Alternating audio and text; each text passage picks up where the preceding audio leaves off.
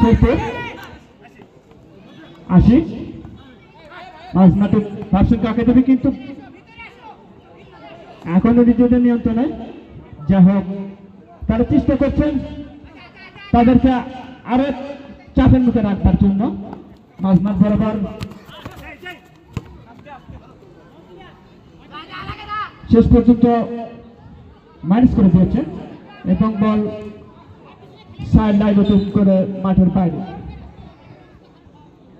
সম্মানিত সুধী, সারা বিশ্বে যখন বিভিন্ন অপসংস্কৃতি চলছে সেখান থেকে দূরে থাকার জন্য কিন্তু অনন্তবালা রনি স্মৃতি সংঘ বিনোদনের একটি অন্যতম মাধ্যম ক্রীড়াঙ্গনের অন্যতম একটি খেলা। আক্রমণে যাওয়ার চেষ্টা, ডিভার্সের বাইরে অনেকটা ফাঁকায়